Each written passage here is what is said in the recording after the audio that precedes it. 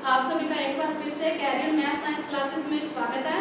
तो जैसा कि आपको पता है कि लास्ट 4-5 डेज से हम कंटिन्यूसली अपने चैनल से हरियाणा जी के मैथ्स एंड साइंस की वीडियोस अपलोड कर रहे हैं और जिसमें मैं आपको एनसीईआरटी साइंस का सिलेबस करवा रही हूँ और जिसमें आज मैं आपको 9th क्लास की साइंस स्टार्ट करवाने जा रही हूँ। और सबसे पहले इसके अंदर हम फिजिक्स स्टार्ट करेंगे और फिजिक्स के अंदर मैं आपको फर्स्ट चैप्टर स्टार्ट कराऊंगी जिसका नेम है मोशन।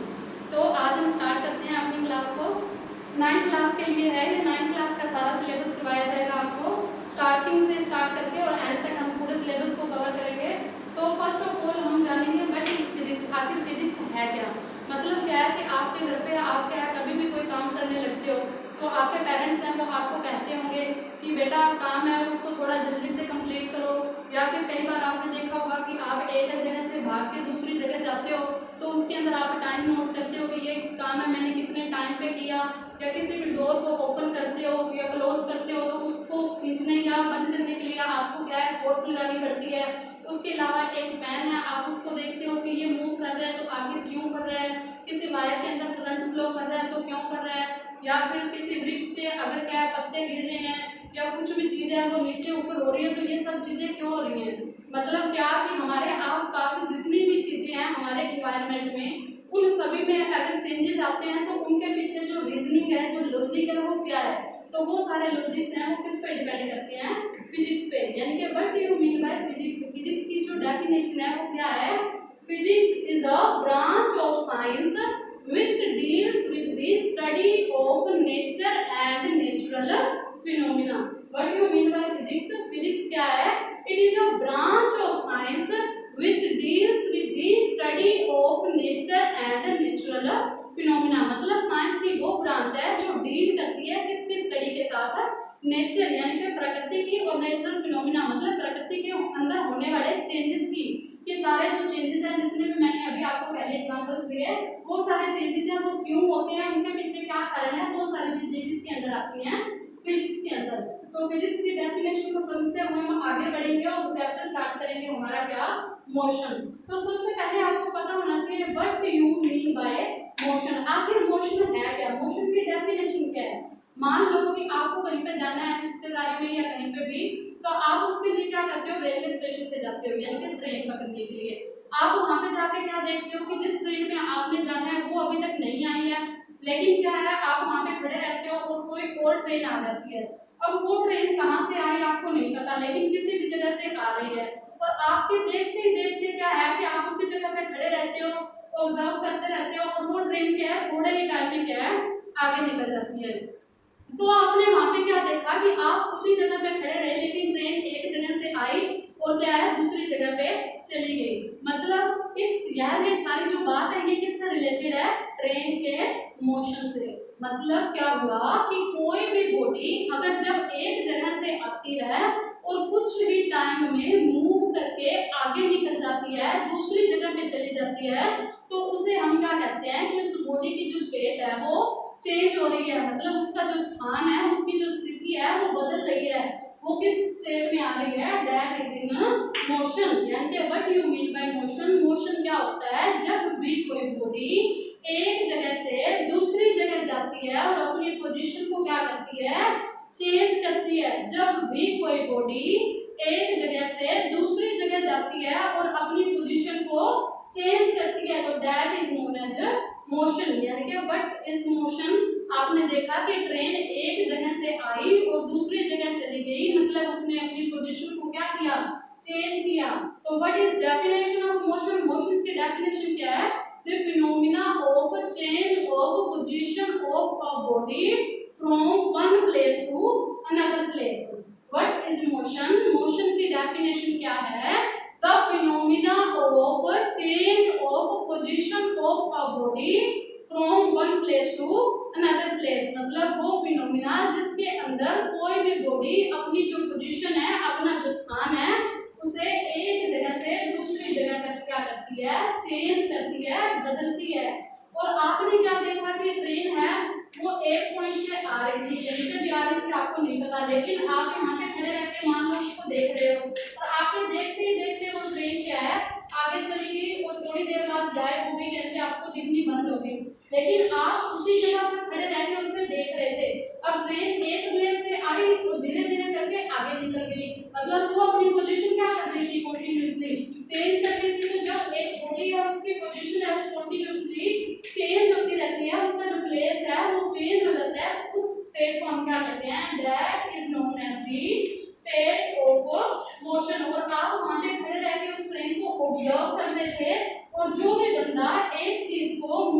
बॉडी को जब भी क्या है ऑब्जर्व करता है तो उस ऑब्जर्वर के जो प्लेस है उस प्लेस को हम क्या कहते हैं ओरिजिन। ऑब्जर्वर यानी कि देखने वाला, उस देखने वाले के प्लेस को हम क्या कहते हैं ओरिजिन। मतलब क्या है कि रेफरेंस पॉइंट को ओरिजिन यानी कि जिस जगह से हम किसी चीज को ऑब्जर्व करते हैं कि ये कहाँ से आई और कहाँ चली गई, कि इसकी जो स्टेट है वो चेंज हो गई या इसमें जो मोशन है वो आ रहा है, तो जो खड़ा रह के ऑब्जर्व करते हैं उस ऑब्जर्वर के पॉइंट को हम क्या कहते हैं origin.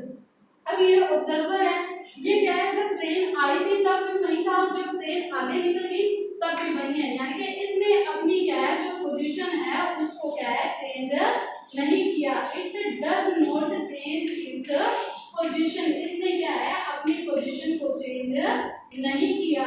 It does not changes its position. और जब भी कोई बॉडी या जब भी कोई बंदा या जब भी कोई पर्सन अपनी पोजीशन है, अपना स्थान है, अगर उसको चेंज नहीं करता है तो उस स्टेट को हम क्या कहते हैं स्टेट ऑफ रेस्ट। उस स्टेट को हम क्या कहते हैं स्टेट ऑफ रेस्ट। मतलब दो चीजें हमारे सामने आई, first that is motion and second one that is rest. Motion क्या था, जब भी कोई बॉडी एक जगह से आके और दूसरी जगह पर चली जाती है, मतलब there is a change in its position, there is a change in its position. उसके पोजीशन में क्या होता है चेंज होता है, बदलाव होता है, तो उस चीज को हम क्या कहते हैं मोशन। लेकिन क्या है अगर हम एक ही जगह पर खड़े रहते हैं और अपनी पोजीशन को क्या है कॉन्टिन्यूसली वन बाय वन बार बार चेंज नहीं करते हैं, तो then it is state of rest. मतलब what you mean by rest या what you mean by state of rest? State of rest is a phenomena in which a body doesn't change its position. State of rest is a phenomena in which a body doesn't change its position. मतलब state of rest वो phenomena है जिसके अंदर कोई भी body अपनी position को अपने स्थान को चेंज नहीं करती। तो what is difference between motion and rest? Motion और रेस्ट के अंदर क्या डिफरेंस है?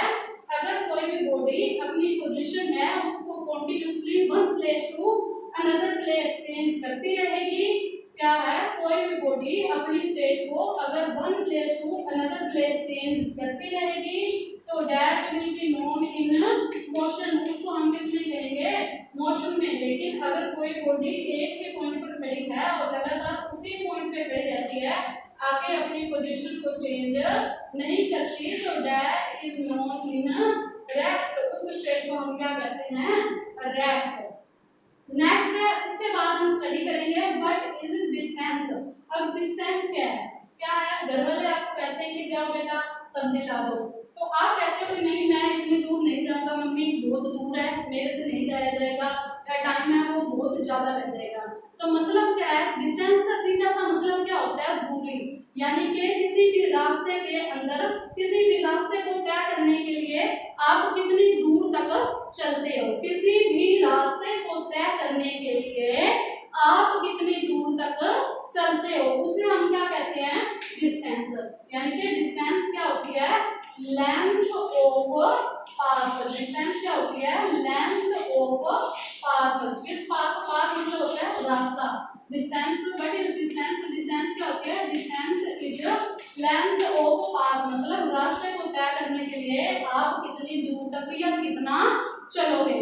मान लो क्या है कि ये क्या है आपका घर है, यानी कि आपके घर से क्या है आप पढ़ते हो तो डेली कहाँ जाते हो स्कूल, यानी कि घर से डेली हम कहाँ जाते हैं स्कूल। तो स्कूल जाने के लिए आपके पास क्या है मोर देन वन वेज होते हैं, यानी कि एक से बहुत अलग अलग ज्यादा रास्ते होते हैं। मतलब क्या है कि आप क्या है इस वे को यूज करते हो, कभी इस वे को, या अलग अलग तरह से अपने वेज हैं उनको क्या करते हो चेंज करते रहते हो, बदलते रहते हो। तो जब क्या है किसी भी रास्ते को तय करने के लिए हम अलग अलग वेज का यूज करते हैं, उसे हम क्या कहते हैं कि इस हमने क्या कवर किया एक डिस्टेंस कवर किया है। उसे हम क्या कहते हैं कि हमने क्या कवर किया है डिस्टेंस। यानी कि what you mean by distance? Distance क्या होती है length of path covered by a body. Length of path covered by a body, मतलब कोई भी बॉडी एक जगह से दूसरी जगह जाने के लिए कितनी रास्ते को तय करती है उसे हम क्या कहते हैं, डिस्टेंस। मतलब घर से स्कूल जाने के लिए आपने कितने तरीकों का, कितने रास्तों का इस्तेमाल किया और कितनी दूर तक चले, उसे हम क्या कहते हैं, डिस्टेंस।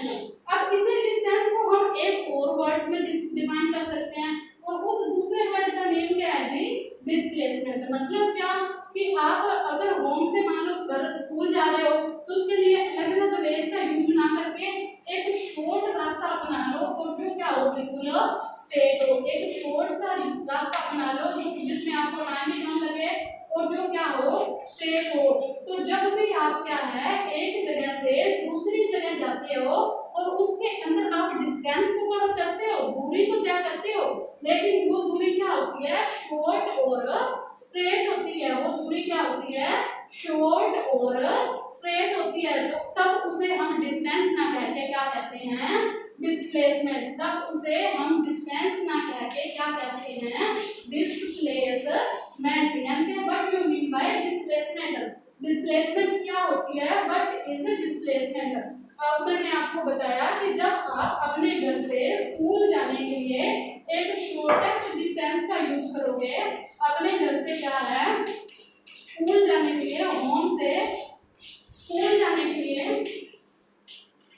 एक शॉर्टेस्ट डिस्टेंस का यूज करोगे और जो शॉर्टेस्ट डिस्टेंस है उसके अंदर जो आपका पाथ है वो क्या होगा, फिक्स होगा। तो तब आप उसको क्या है, डिस्टेंस ना कह के क्या कहोगे, डिस्प्लेसमेंट। क्या कहोगे, डिस्प्लेसमेंट। यानी व्हाट इज डिस्प्लेसमेंट। डिस्प्लेसमेंट क्या होती है, डिस्प्लेसमेंट है वो फिक्स होती है 2 पॉइंट्स के अंदर। 2 पॉइंट्स का मतलब कि आप अगर अपने घर से स्टार्ट कर रहे हो, यानी कि जहां से आप स्टार्ट करते हो उसको हम क्या कहते हैं, इनिशियल पोजीशन।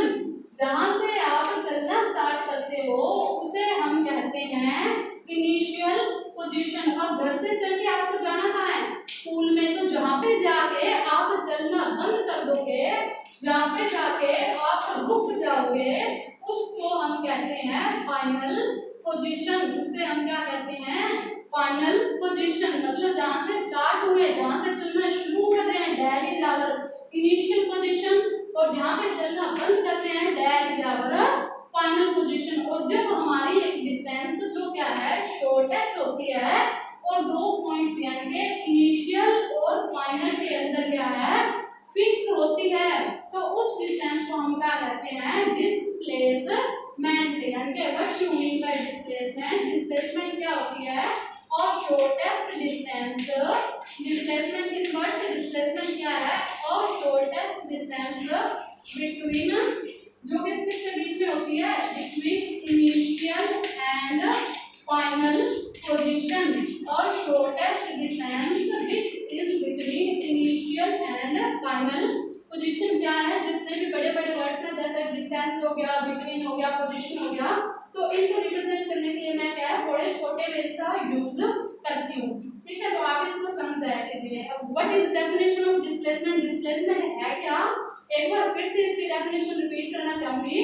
और shortest distance between initial and final position. मतलब इनिशियल पोजीशन आपका घर जहां से आपने चलना शुरू किया और फाइनल पोजीशन आपका स्कूल जहां पे जाके आपने चलना बंद कर दिया। इन 2 फिक्स्ड पॉइंट्स के बीच में आपने जो एक शॉर्टेस्ट डिस्टेंस कवर की उसे हम क्या कहते हैं, displacement. What is displacement. Displacement और डिस्टेंस दोनों ही बातें शायद आपको समझ में आ गई होंगी। डिस्टेंस क्या होती है, length of path travelled by a body. Distance क्या होती है, length of path travelled by a body.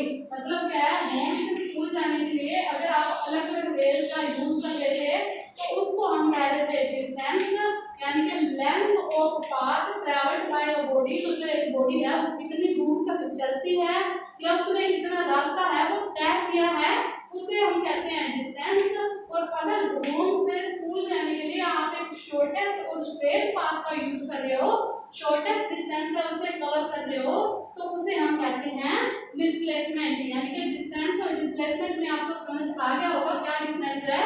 इनके अंदर मेन डिफरेंस यही है कि डिस्टेंस होती है वो length of path travelled bye a body. मतलब उसके अंदर अलग अलग वेज हो सकते हैं, लेकिन जो डिस्प्लेसमेंट है उसके अंदर सिर्फ और सिर्फ एक स्ट्रेट वे होता है और वो क्या होती है कि शॉर्ट एक्शन डिस्टेंस होती है। तो आगे जितने भी चीजें मैंने की हैं धीरे धीरे करके आपको क्या है सारा कुछ समझाऊंगी, क्योंकि क्या है आप 9th क्लास में अब फिजिक्स है उसको अलग अलग पार्ट्स में डिवाइड करके करना स्टार्ट कर रहे हो, तो एकदम से अगर सब कुछ करवा देंगे तो आपको भी क्या है थोड़ा आउट ऑफ माइंड हो जाएगा, यानी कि इजीली नहीं समझ पाओगे। तो धीरे धीरे हम प्रोसीड करेंगे, लेकिन अपने सिलेबस को एंड तक जरूर कवर करेंगे। तो आज के लिए इतना ही। Thank you very much. और अपने चैनल को ज़्यादा से ज़्यादा सब्सक्राइब कीजिए, वीडियो को शेयर कीजिए और लाइक कीजिए। Thank you.